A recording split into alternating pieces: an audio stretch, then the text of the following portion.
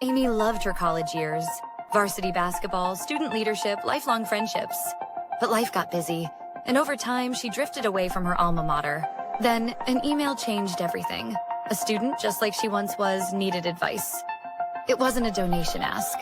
It wasn't a long-term commitment. Just a chance to help. Amy answered, suggesting a call. It took minutes, but for Jacqueline, it meant everything. A real connection. The advancement team saw Amy was engaged. They reached out, not for a gift, but to thank her, to invite her back into the community. Amy realized how much she missed being part of this world. She joined a panel. She met students. She felt the impact she could have. And when the time came, giving back wasn't a question. It felt like the next step. This is the power of Protopia. Not another alumni engagement platform. Not another fundraising tool. A smarter way to engage alumni where they are, creating real connections that lead to real impact. See the ripple effect in action. Visit protopia.co today. Hello, everybody, and welcome. Thank you so much for listening to Alumless World for June 27th, 2025. This is the Thriving Leadership in Challenging Time edition. On Alumless World, we talk about constituent engagement strategies in education advancement from a global perspective. I'm Ryan Catherwood. I am joined by my fantastic Alumless World co-host, Nicole Kempton. Hey, Nicole, what's going on? Hello, Ryan. It's a bit boiling in London today, so we're enjoying the sunshine. And, you know, we complain about the weather most of the year, and today it's very hot, and now people are complaining about the heat. So I can't win today. Is it standard for people to have air conditioning? This is a dumb question. No, so I don't know a single person who has air conditioning, and a lot of the offices are also unair conditioned. So it is a bit sticky here today. I'm not going to lie. Fair enough. Yeah, I live in Virginia. It is an absolute steamy, sweaty mess here. So I'm actually jealous of your UK London heat, because I bet it feels pretty much better than here in Virginia. But a great show for everybody today.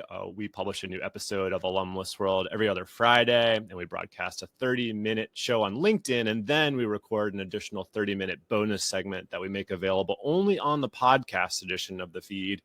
And actually, I've been publishing Alumless World both on the Alumless World feed as well as the Alumless feed, which gives folks an opportunity to check it out.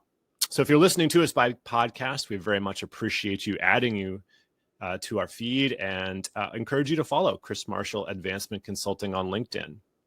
All right. We're grateful for the team at Protopia for being our presenting sponsor of Alumless World. And Nicole, we got a great guest today. How about you introduce Tess? We do. Today's guest is Tess Nixon Spiller, and Tess is a widely recognized leader in higher ed and the charity sector. She's also a very skilled coach, and she specializes in helping her clients with philanthropy and fundraising strategy, but also execution and with team leadership and development. And so we're going to hear some of her top tips today, which I'm really excited about.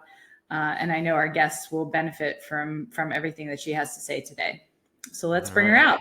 Let's bring Tess out from the green room. Hey, Tess, how are you? Hi. Well, I'm very pleased by the weather chat. Nicole, you've represented us Brits very well. It's hot in Devon, and we're on the doorstep of the longest day. So we have to enjoy it. I live by the sea, so I'm definitely going to go for a dip in the sea this week. Sounds idyllic.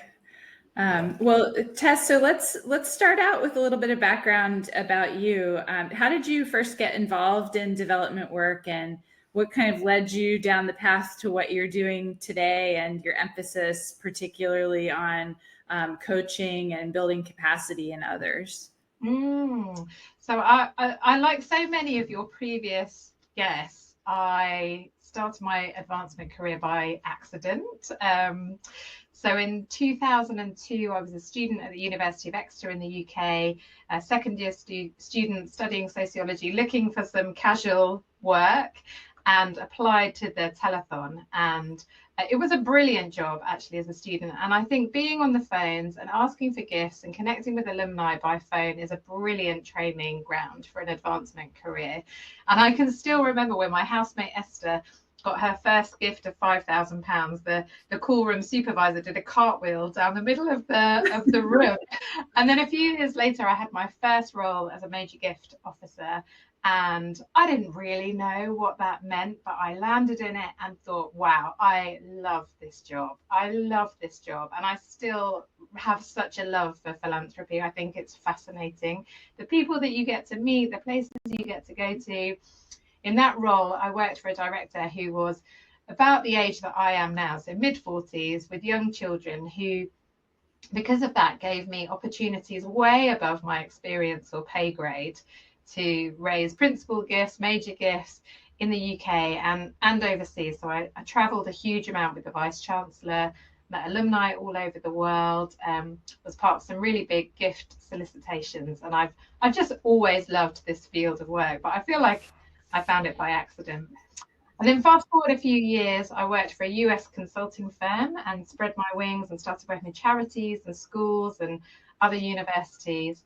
And in about 2016, I decided what I really wanted to do was work for one of the big charities. So I made a list of the 5 big charities in the UK that were on my wish list, and was very lucky to become head of philanthropy at Cancer Research UK, which is a giant of fundraising by UK standards, the biggest fundraising organisation here. You know, a couple of thousand fundraisers, 600 million fundraised income.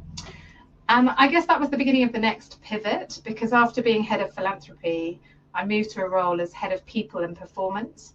And that's what ignited my real interest in how do you create the conditions where people really thrive at work and deliver the results that your organisation needs. And now I work as a consultant, facilitator, trainer, coach, and still an interim across both HE advancement offices and big charities. And I love this sector. I'm very, very proud to work in this sector. That's fantastic. There's amazing how many people in our work, I think, did get their start from like a student telephone caller type of role, like truly by accident. But I suppose when you step in at what is essentially the most entry level role there is, you know, it is, as you said, a great job to test folks and their interest in that type of communication and asking for a gift. And the visual of the director of the telephone doing a cartwheel down the aisle is something you'd remember your whole life if you witnessed that. Yeah. Tess, as someone who does a bit of interim work myself, you described yourself as a serial interim fundraising leader. What's the appeal of interim roles versus permanent positions, and how do you approach walking into a new organization every few months? Yeah, I'm very pleased to meet a fellow interim. I think without sounding too woo-woo about it, there's a real energy match for me in being an interim. I am a sprinter by nature. I'm a fast-paced kind of person. And what being an interim allows you to work in a role with an energy that is unsustainable. So you don't have to settle down to a marathon pace. You can really sprint at something and give it your all, because you know you're there for 3 months, 6 months, probably a year maximum. So that really fits my kind of personal style. And then secondly, I think there is such an advantage to my work as a coach and a consultant and a facilitator by getting my feet under the desk from time to time and actually trying to walk the walk as well as talk the talk on this stuff. And I am humbled time and time again by how hard it is to put some of this theory into practice. Teams are brilliant and they can have lots of complexities in them. So it forces me to get my feet back under the table, give it a go, and then that really supports my practice when I step out of those interims again. Yeah, my experience has been very similar. One thing that kind of contrasts it, at least for me, is that I consider myself more of a builder. Right. Okay. So when you're doing interim stuff, you sort of start the building process, but you're never going to see what the fully constructed home looks like. And sometimes that's challenging, I suppose, but you have to sort of get your head in the right spot for it. Tess, you mentioned that thriving leadership in challenging times is a key theme, and it makes tons of sense that that would be a motto of someone who does a lot of interim based work, right? Because I think in most of those circumstances, you're going to be a person that is filling in during a period of change. And so that makes a lot of sense. But what does thriving look like when you're dialing or dealing with stress, when you're overwhelmed by teams in the nonprofit sector or in higher ed? What are a few of the tips that you have for listeners? Yeah, I mean, it's a hard moment for work right now.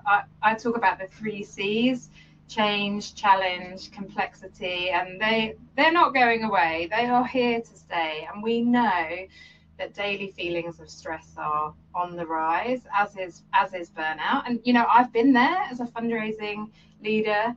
I've been in those very, very stressful roles. So yeah, I wanted to share with you a few tips. I've managed to whittle it down to 3.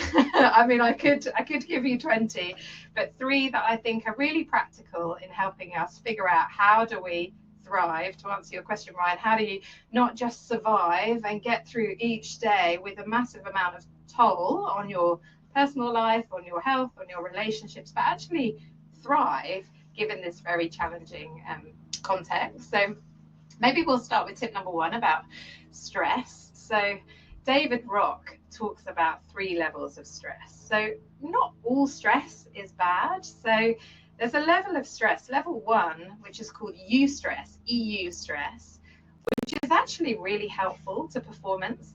I am no doubt feeling some eustress right now because I've got to step up and perform. If you are an athlete, you get some eustress on race day, and it sharpens you up. It's actually really helpful cognitively for making you feel sharp. And then beyond that, levels of stress beyond that are actually unhelpful to performance. So level 2, you're alert but not alarmed. Level 3, you're alarmed. You're starting to feel like you're in a position where yourself is feeling threatened. Now, high stress can be hugely helpful to human beings. If you're genuinely in a moment of extreme danger or emergency, having a state of high stress is really helpful because it helps you find your way out. It shuts down anything that's not necessary in that situation and it gets you out. My colleague Grace Marshall talks about it as being in a stress tunnel.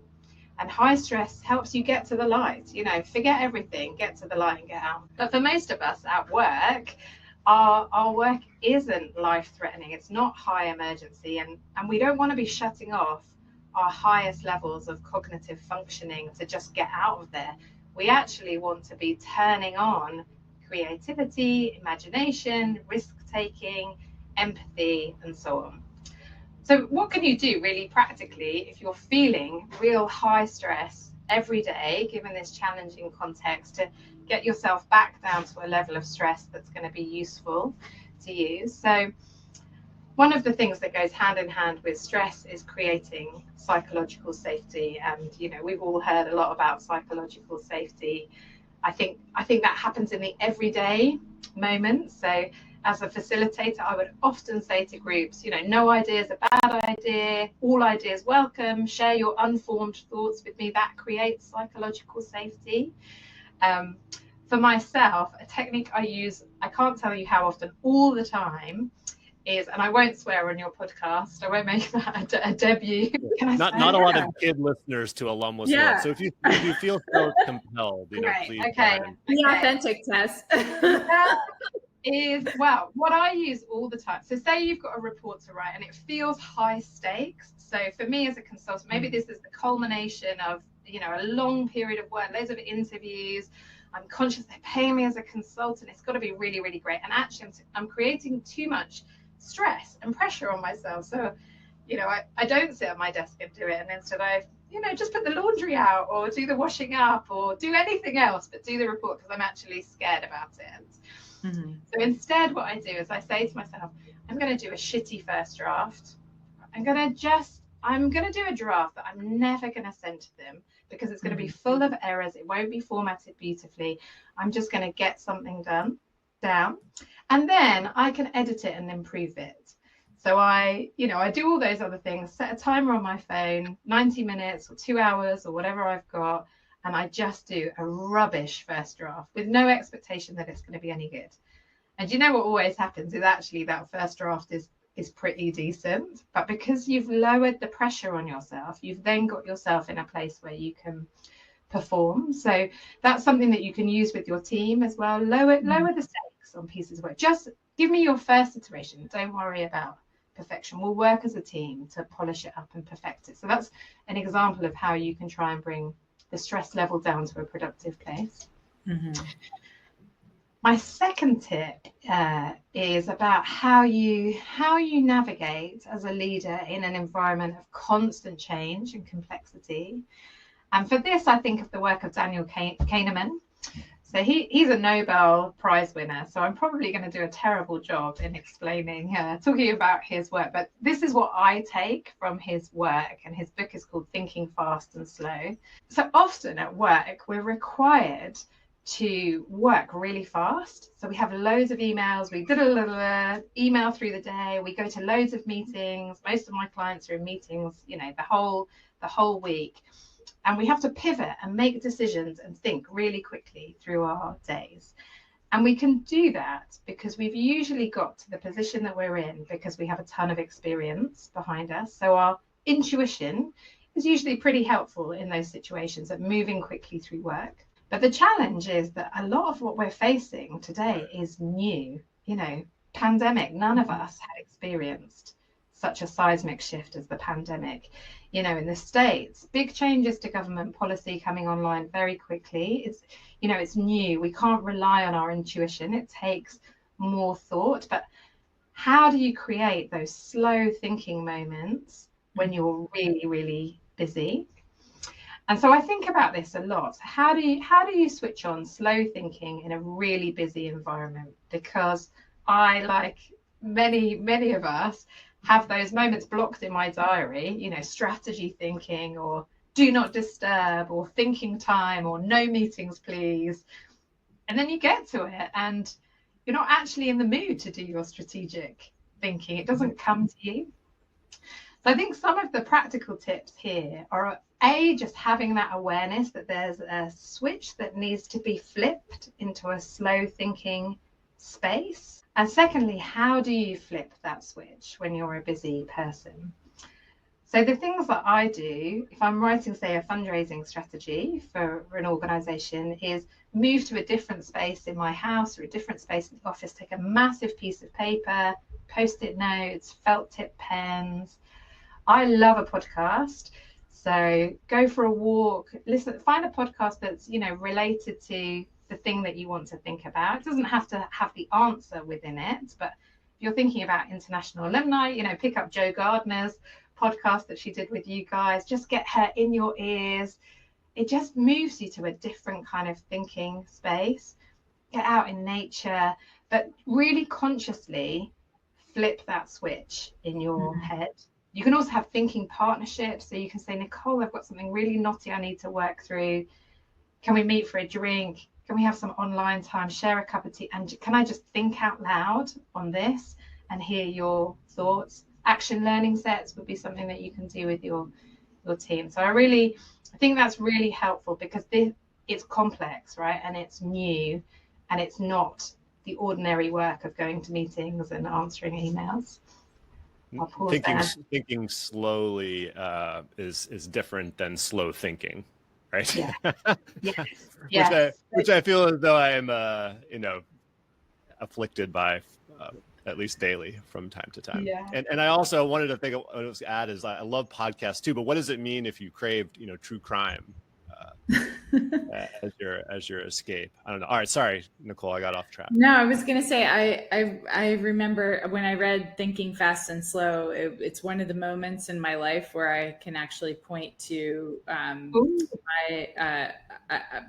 where my mind was completely changed, and where I feel like it was one of those books that like unlocked a door to a completely different world for me. And I actually listened to the audiobook. It was in 2013. I was working at the business school, and I listened to the audiobook on what was then a 12-minute commute from my house to campus, and I used to sit in the in the parking lot on campus and continue to listen to it. And then I would sit in my driveway at home and kind of continue to listen to it for another, 20 minutes or something, just in my car. And it completely changed the way that I work and the way that I think. And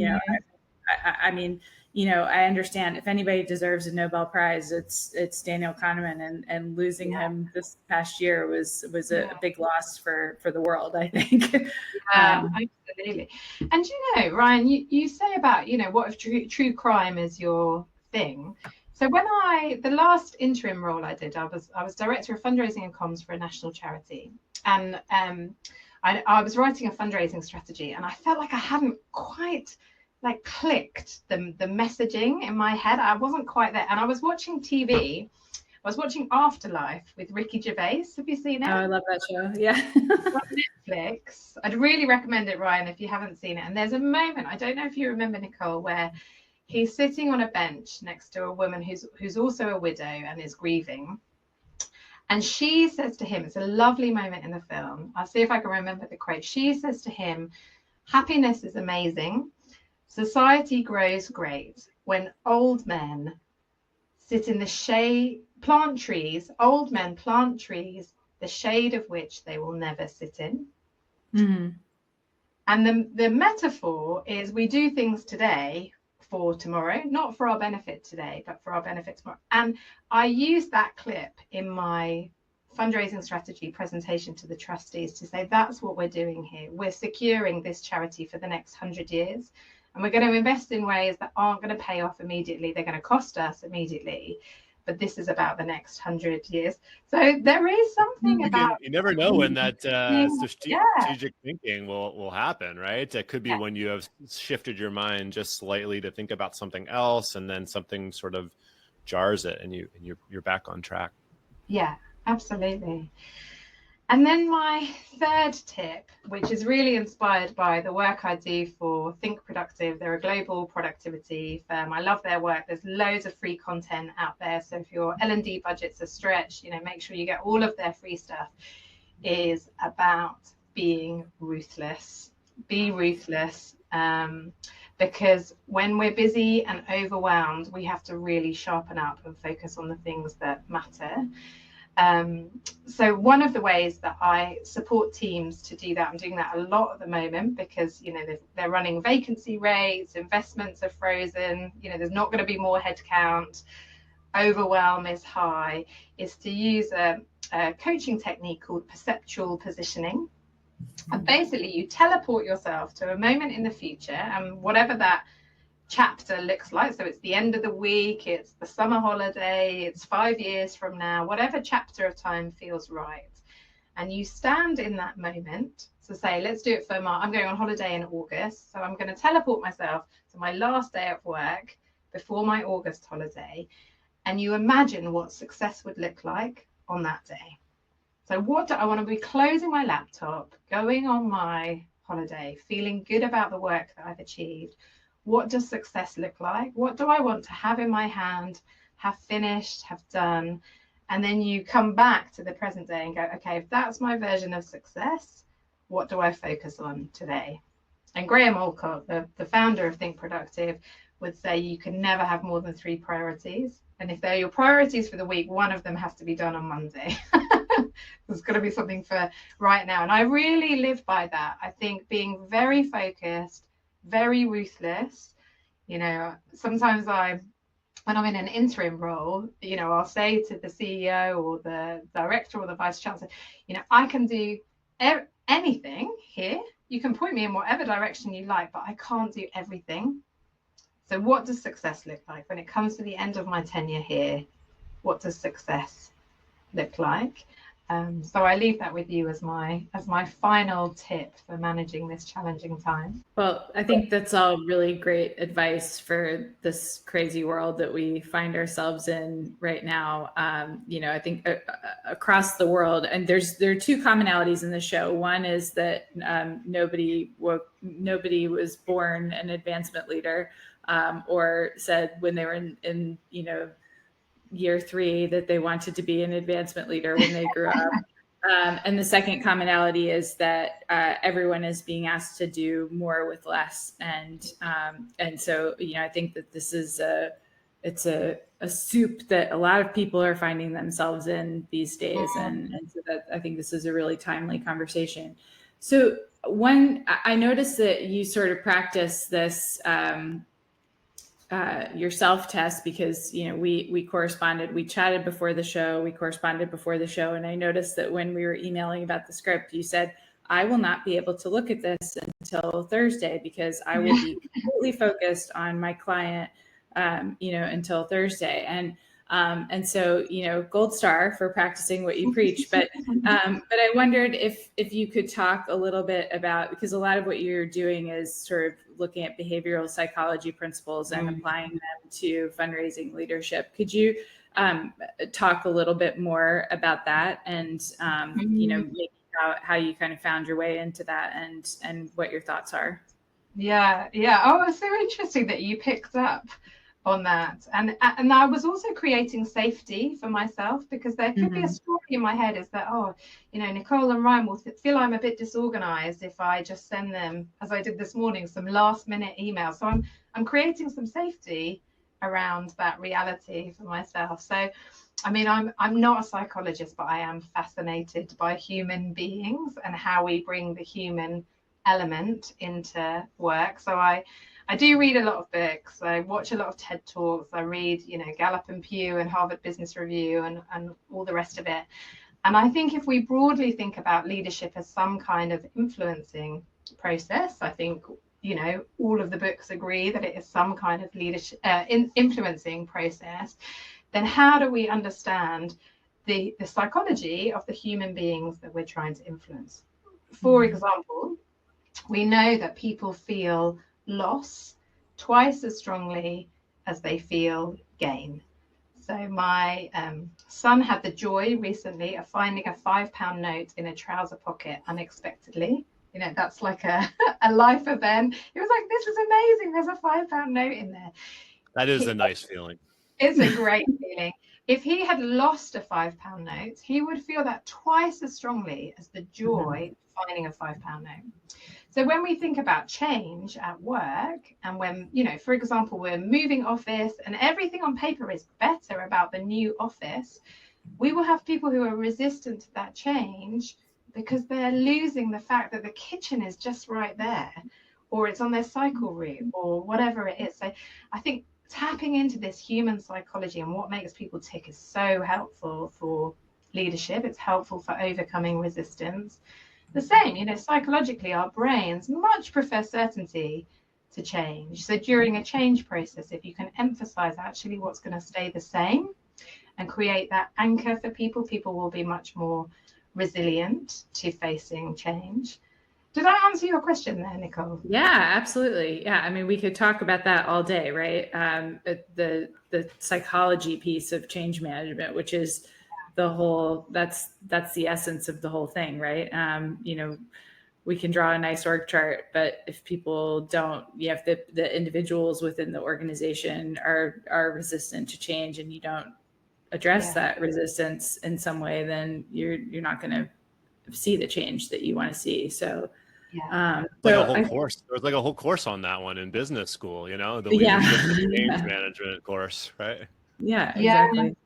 Yeah, and truth be told, I didn't read these management books when I was in permanent leadership positions, because I would read, like you say, Ryan, the true crime to kind of escape work before bed. I don't want my head filled with it. But I think in some way being able to bring in an element of human psychology to your work as a leader, whether it's reading a book or the occasional TED Talk or having a coach or whatever, in whatever way, these kind of podcasts can actually create shortcuts to the outcome that you need. So it can feel like a luxurious, extracurricular use of time. But I think it's just fundamental to the work, because we're human beings before we're human doings. I definitely love the fact that people have told us that this particular podcast and Alumless have been, something they've really integrated into their professional lives as a way to keep a conversation going about the profession and the space that feels somewhat adjacent, somewhat more relaxed, right? It's not something Mm. that's required